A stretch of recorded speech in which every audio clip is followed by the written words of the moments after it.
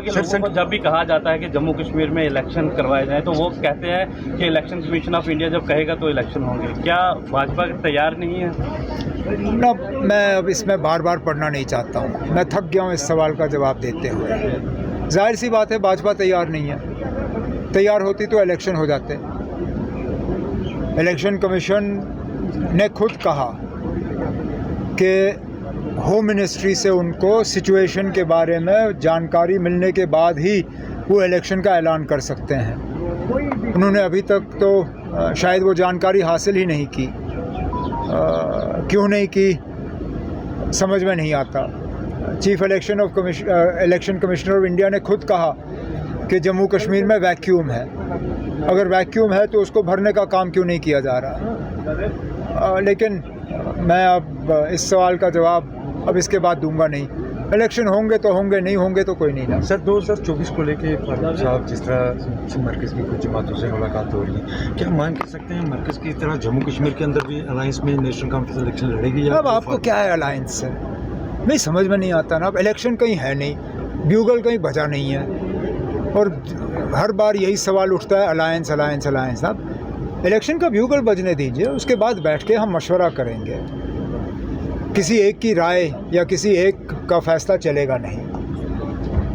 तमाम तंजीम के साथियों से मशवरा होगा, फिर देखा जाएगा कि सबसे फ़ायदेमंद बात क्या होगी।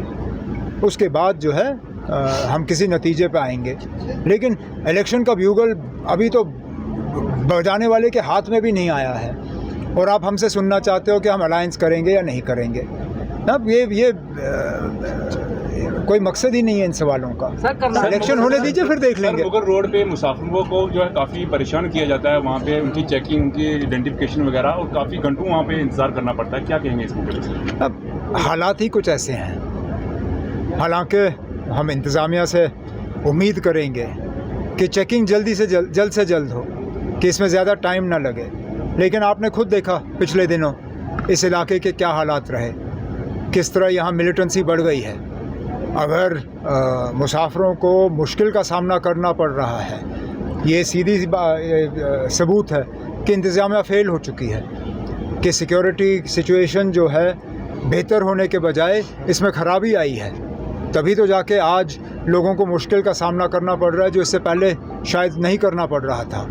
तो एडमिनिस्ट्रेशन को एक तो यहाँ के हालात जो हैं उन पे नज़रसानी डालनी होगी, और दूसरा उनकी कोशिश रहनी चाहिए कि लोगों को कम से कम तकलीफ़ हो। बदकिस्मती, मुझे अपनी बात ख़त्म करने दीजिए ना। बदकिस्मती से गवर्नर रूल में लोगों के और हुकूमत के दरमियान जो तालमेल है उसमें एक अनबन सी हो जाती है, एक फ़ासला आ जाता है। इसलिए हम कहते हैं कि directly elected government is always better than a nominated government.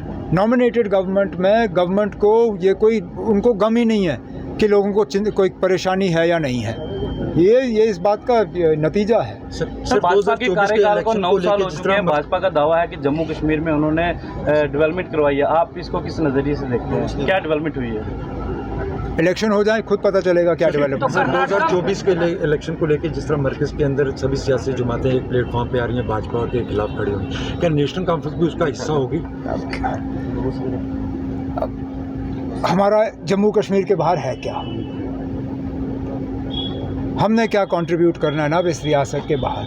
कुल मिला के हमारी 5 सीटें हैं। हमारी 5 सीटों पे कौन सा तूफ़ान होने वाला है दिल्ली में?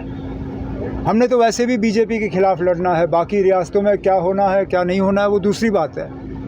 मैं वैसे भी मतलब वो ठीक है, आगे जाके क्या मजबूरी बनती है वो दूसरी बात है। लेकिन मुझे कोई इन अलायंसों के से नेशनल कॉन्फ्रेंस को फ़ायदा या जम्मू कश्मीर को कोई फ़ायदा नज़र नहीं आया। और मैं बार बार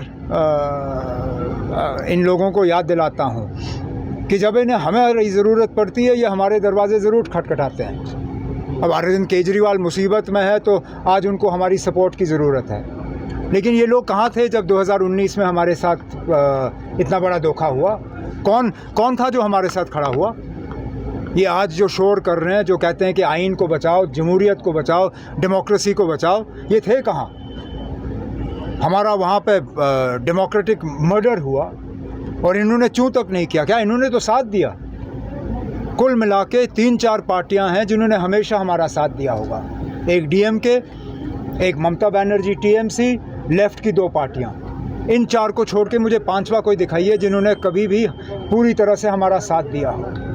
तो ठीक है ना, अब हम अपनी 5 सीटों पे बीजेपी का मुकाबला करेंगे, वो करें जो उनको करना सर होगा। 370 गाने के बाद